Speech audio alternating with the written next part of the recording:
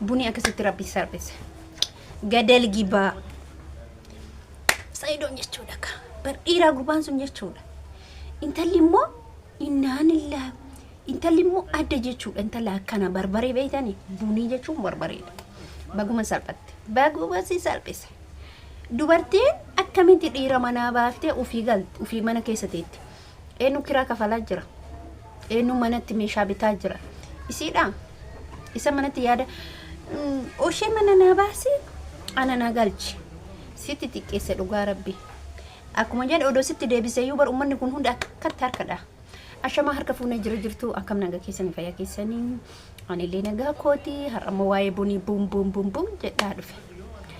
Ani tokko buniin jireenya ayyuu keessa seentee ayyuu baay'ee diiguuf taaggaltee hin milkoofnee fi lammaffaa immoo isiin kun dhiira moo dubartiidha. Dhiira moo dubartiidha. Dubartiin hin dhayamti, hin tumamti, hin lolamti, hin gorsamti. Dubartiin intalli immoo bakka haalaa tafixatte haasofni isii bakka suuta haasa'uun beeytu akka dubartiititti. Yoo haasoftu haasaa isii akkasii yoo bakka jireenyuma ayyuu keessaa baga baate alhamdulillah rabbil alamin. Ayyuun abbaa feete tumtee abbaa feete dhiifti ashkara akkarte akka yaada isii hiciitii baasuuf ufte.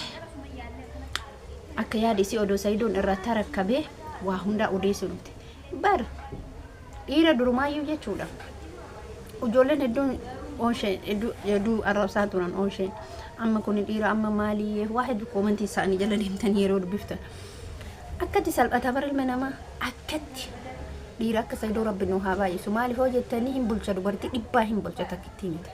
Tashkar amma fakkeenyaaf namni ayyuu fi isiinuu garaagarummaa qabdi. Ayyuun bar keessi isii waan qabu tun immoo keessi isii sharrii qaba. Jireenya namaa laaquu deemti bultii ufillee jiraa miti bultii ufisanillee bakka anatu bulchaa anatu si bulcha anatu dhiirsa keeti jechuu sana agartanii waan akkasiisan qabdi bunii nama. Salphatte kaar gadalii seenii barbaaddu galii barbaaddu bakka feete baay namni si araarsu hin jiru. Bagoon abbisi salphise kosh isa salphadhu. Maaliif jireenya namaa laayidha? Maaliif Sumayyaa arrabsita? Odoo intala qalbii qabdu taate ayyuu duukaa gabbaatee Sumayyaan arrabsitu. Deebitee ayyuu wajji waan laaqanii deebi'ee hiiciitii seema jettee miidiyaa irratti baatee akkatti hin caffartu. Hanqinnatii isii qalbii isii hanqachuu hir'ina sammuu isiitiin ooshellee immoo natu si bulchaa jetti. Akkamitti dhiirti mana namaatii baa tokkoffaa bara dubartii akka haala dubartii arsiituun qabdu. Dubartiin arsii wallaahi laziin kabaja qabdi naamusa qabdi.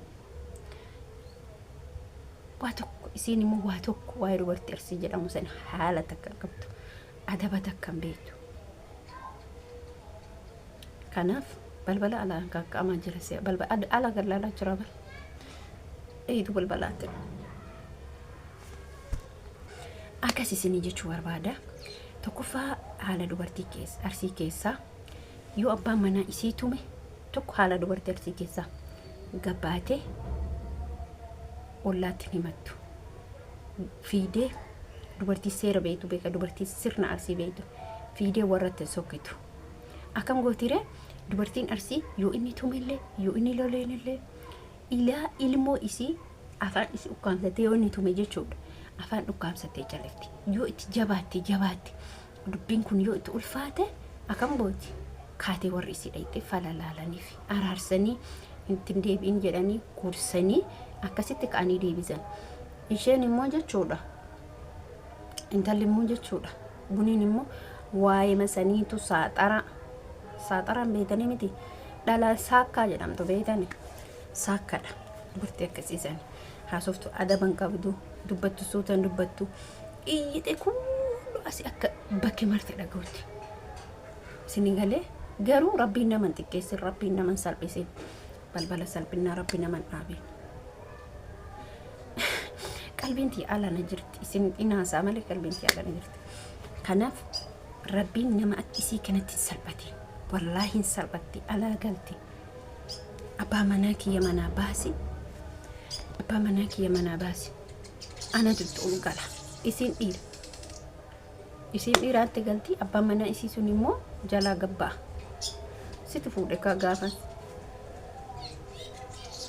situ fuudhe miti ajaa'iba bar qalbii takkaan haasa'an jiru barbaadate ajaa'iba nama ajaa'iba kana isin jechuu barbaada obboleeyyan kiyya yooma haasuuf yooma abbaan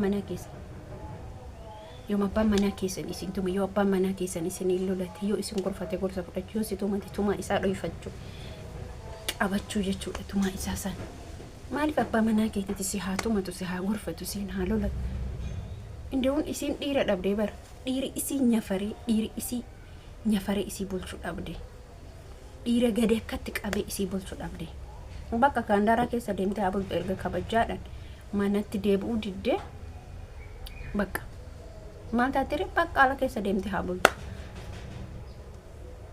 takki warra isiititti deebi'u takki mootuyyuu dhiirsa isiititti deebi'u dhumatee bar dubbiin kanumaa barka biraan jiru akkuma namni tokko gaafa miidiyaa dalaqama fakkeenya Sumayyaa fudhaa Sumayyaan goobasiidha dhugaa isiniin jedha bakka goobasii dubartiitti bakka ada haasoftu adaba qabdi deebiftu deebii cimaa deebifti jecha hin laallatti bakka akkitti wanni hunduu naamusaa yoo guddatte yoo sufaa yoo sotaa softi yoo nama arrabsitti yoo waan si galchin keessa galte kabajni sun yoo eenyu firee mataa keetiif eenyu firee abbaa manaa keetiitiif isinii galee akkas isiniin jechuu barbaadaa hordoftoota kun jedhu wallahi tumaan balbalaa jabaattee viidiyoo keessa matarratti dhaabama viidiyoo biraatti walitti deebinutti nagaan turaa isiniin jedha baay'ee isin jaalladha baay'ee isin kabajaa